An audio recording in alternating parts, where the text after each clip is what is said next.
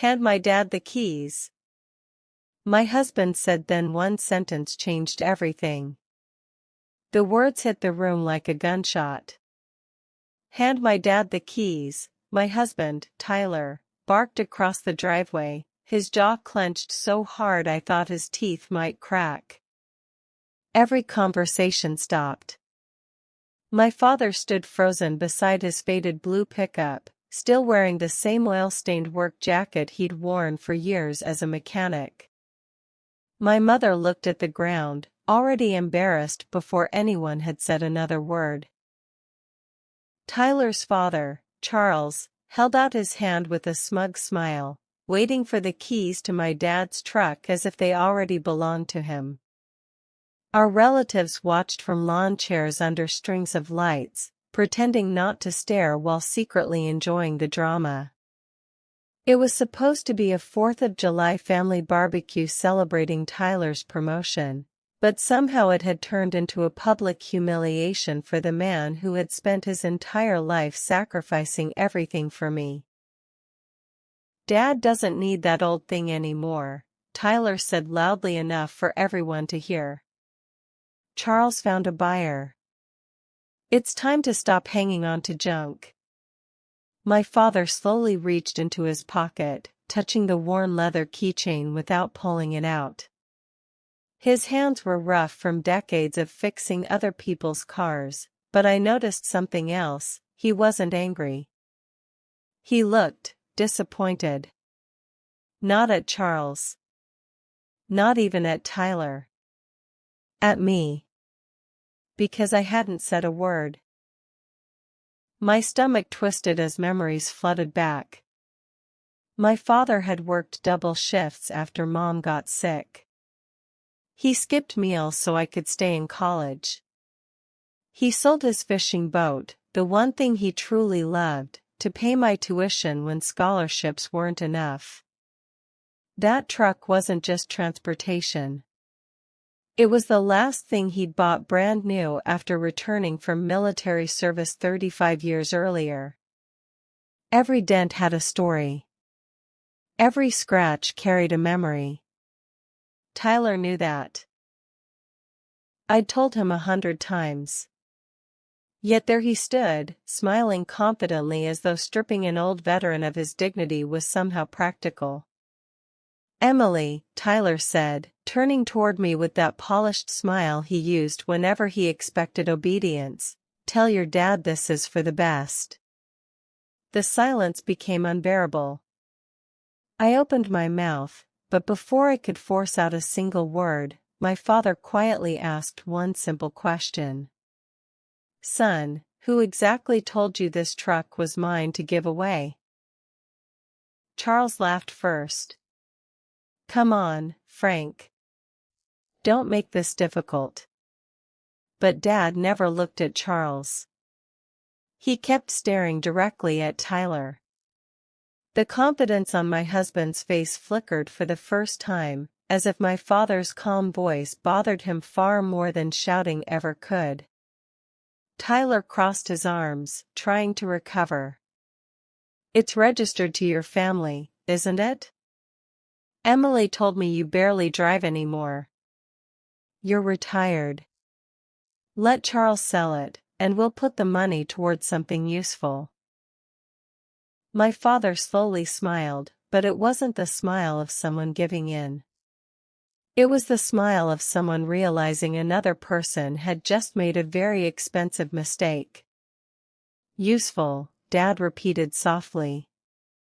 He finally removed the keys from his pocket, holding them in the palm of his hand where everyone could see the faded military tag attached beside the old brass key. "You know," he said, "when I bought this truck after leaving the army, I promised myself nobody would ever tell me what to do with something I earned." Charles rolled his eyes. "Nobody cares about ancient war stories." I felt my chest tighten. My father's expression never changed, but my younger brother Jake stood up so quickly his chair tipped backward onto the grass. Jake had always worshipped Dad, following him into the garage as a kid, learning how to rebuild engines before he could legally drive. "Watch your mouth," Jake snapped. Tyler immediately stepped between them. "Relax.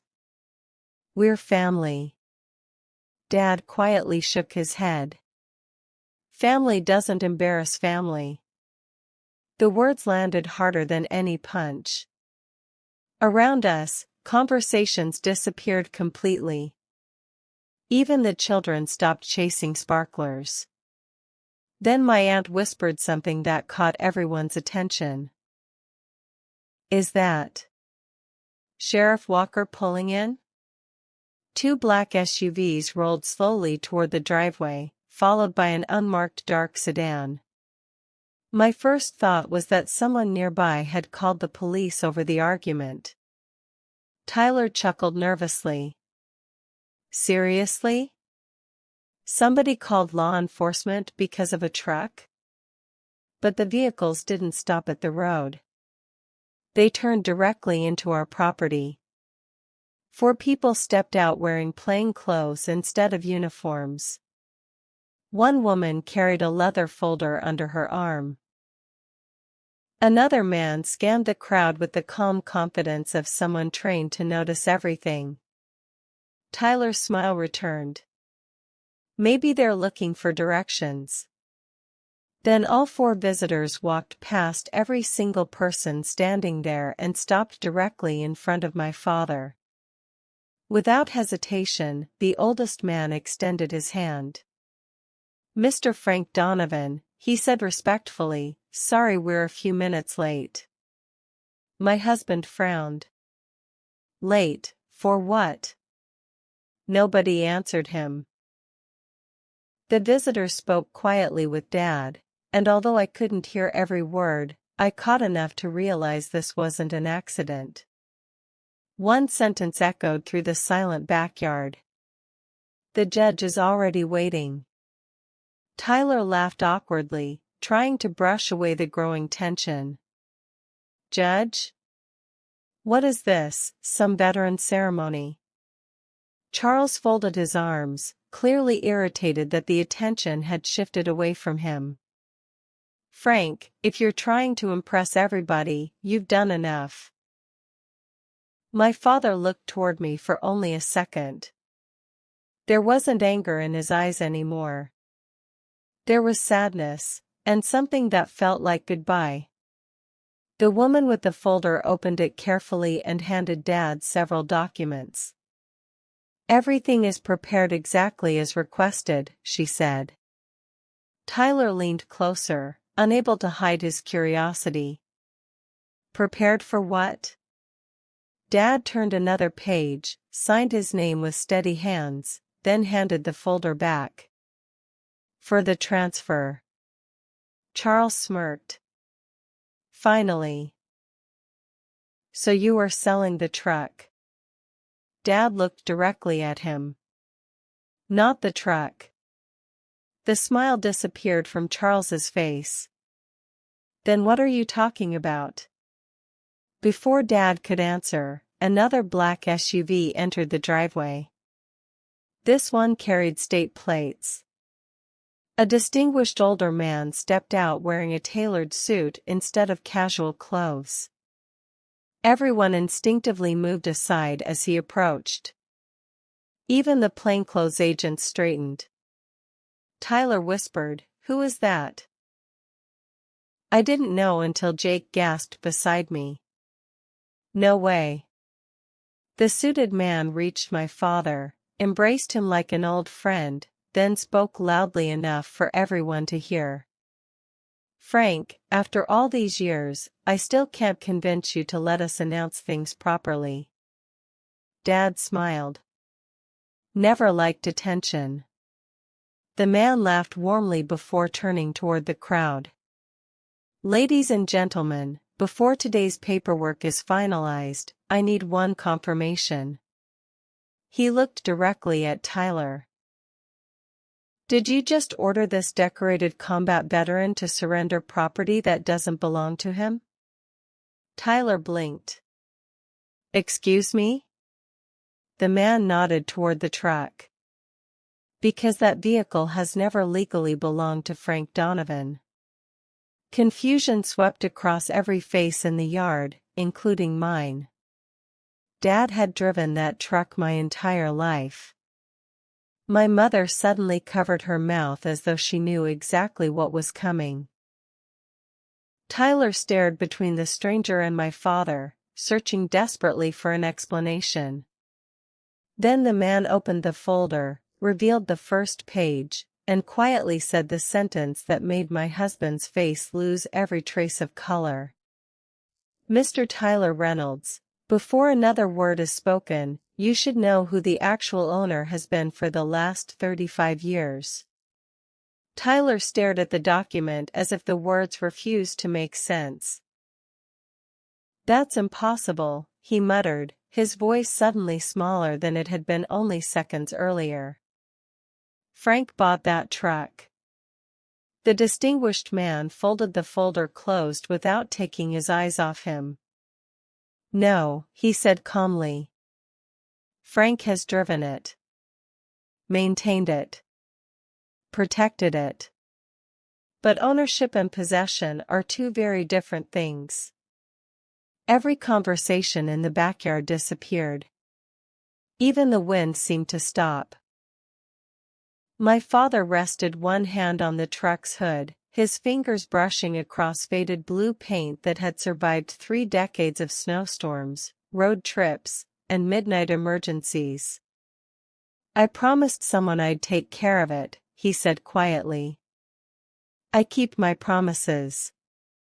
Tyler looked at me, expecting me to laugh, to explain that this was all some misunderstanding. But I couldn't. Because for the first time in my life, I realized there were chapters of my father's story he'd never shared. Not even with his own family. Charles scoffed loudly, refusing to let go of his pride. Enough with the mystery. If Frank doesn't own it, then who does? The suited man smiled politely.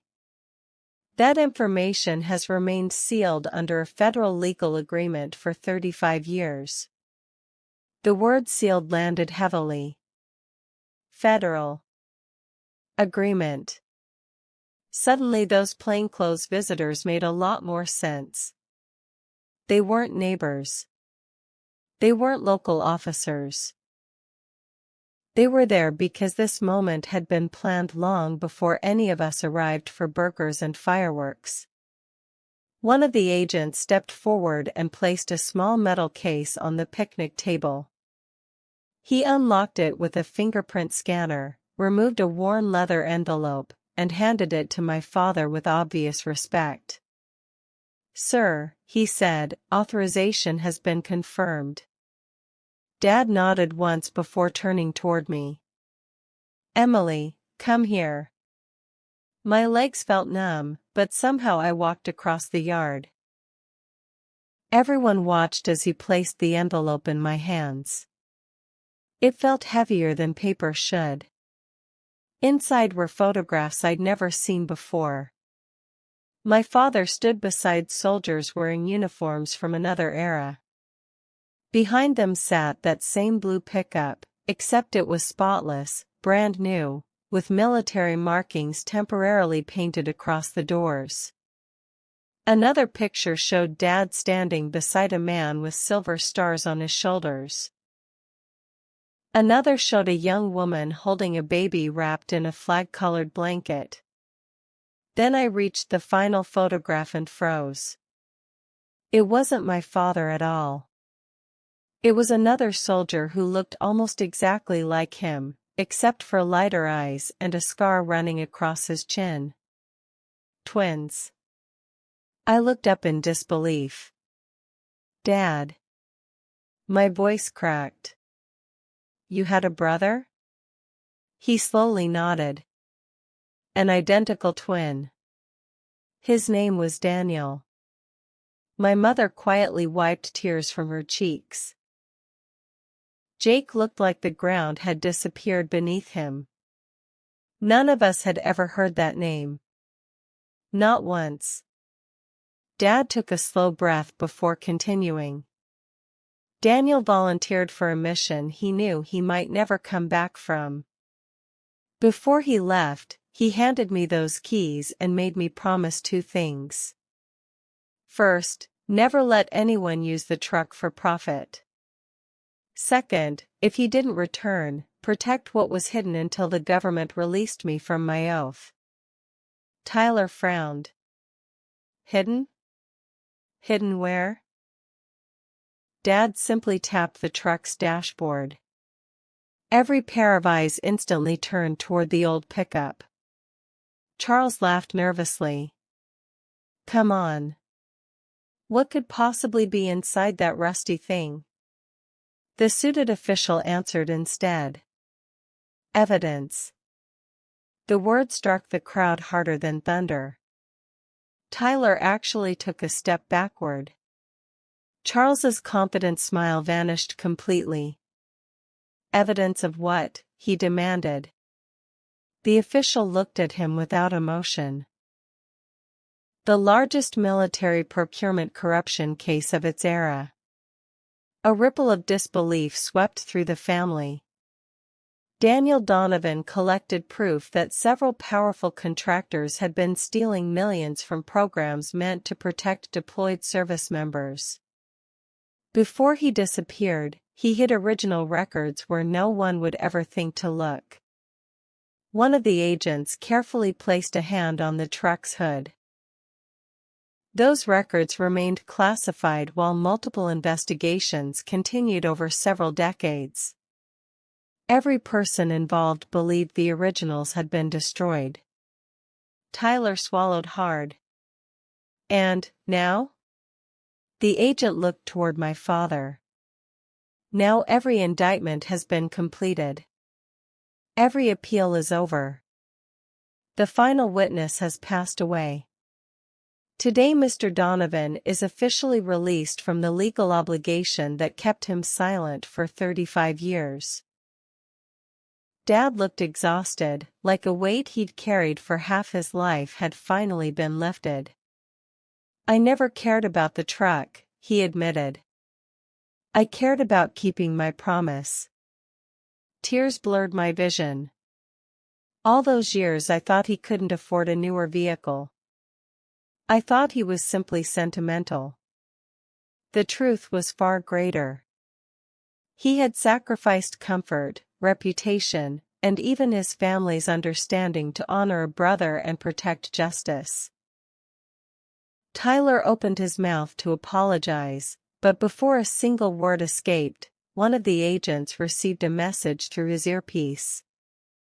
His expression changed instantly. He looked straight at the suited official. Sir, we've got a problem. The official frowned. What happened? The agent's eyes shifted toward the entrance of the driveway where another convoy of black vehicles was racing toward the house with lights flashing, but no sirens. Someone else just learned today's transfer was taking place. He paused for one chilling second before finishing. And according to Washington, they're willing to kill to get what's still inside that truck. Every head snapped toward the road as three black SUVs skidded to a stop outside our property. Gravel exploded beneath their tires, sending dust across the lawn where children had been laughing only minutes earlier. The agents reacted instantly. Everybody down! One shouted, his voice cutting through the chaos. In one smooth motion, they formed a protective circle around my father and the truck. The cheerful family barbecue vanished in a heartbeat. Mothers grabbed their children. Chairs toppled over. Plates shattered across the driveway. Tyler stood frozen, unable to process what was happening. Charles instinctively backed away from the truck he'd been demanding only moments before. One of the SUV's doors opened, but instead of armed attackers, a sharply dressed woman in her 50s stepped out with remarkable confidence. She wasn't afraid of the agents pointing weapons in her direction. She simply raised both hands and called out, "I'm unarmed. Don't make a mistake you'll regret." Her voice carried authority. The suited official beside my father narrowed his eyes. "Margaret Sinclair," he said quietly. "I was hoping you'd stay retired." She smiled without warmth. "Retirement is expensive." My father let out a tired sigh, as though he'd expected this day would eventually come. "You always did arrive late, Margaret." She looked directly at him, ignoring everyone else. "Frank, 35 years is long enough. Hand me the truck. No one else has to get hurt." The silence that followed was terrifying. She hadn't denied knowing about the hidden evidence. She'd confirmed it. I moved closer to my father despite an agent trying to hold me back. "Dad," I whispered, "who is she?" His eyes never left Margaret. "She used to work beside Daniel." My heart pounded. Margaret nodded slowly. "That's true. Your uncle trusted me with his life." Then her expression hardened. "Until he discovered I was selling information." Gasps spread through the crowd. Margaret didn't even flinch. "Your brother was a good man, Frank," she admitted. "Too good. Men like Daniel believe truth always wins. They never understand how much power money can buy." Charles stared at her in disbelief. "Wait, you're saying all this is because of paperwork hidden in an old truck?" Margaret laughed softly. "Not paperwork. Originals. Documents that prove who gave the orders, who signed the payments, and who disappeared the witnesses." Tyler slowly turned toward my father, shame flooding his face. I accused you of clinging to junk." Dad looked at him calmly. "You judged a man by what he drove instead of what he'd survived." Tyler lowered his head, unable to answer. Before another word could be spoken, Margaret reached into her purse. Every agent raised their weapons. My breath caught in my throat. But instead of a gun, she pulled out a faded photograph. She held it high so only my father could see it. His face lost every trace of color. His hands began to tremble for the first time that day. "That's impossible," he whispered. Margaret's smile grew wider. "No, Frank. What's impossible is what you've believed for the last 35 years. The suited official stepped forward cautiously. "Margaret, don't play games." She ignored him completely, keeping her eyes locked on my father. "You buried your brother without a body because they told you there wasn't one." She slowly turned the photograph around so everyone could see it. My knees nearly gave out. The picture showed my father, standing beside his identical twin. Both men looked older than the photos I'd just seen in the envelope. Daniel wasn't wearing a military uniform anymore. He was wearing ordinary clothes. And written across the bottom in fresh blue ink were 5 words, taken 6 months ago.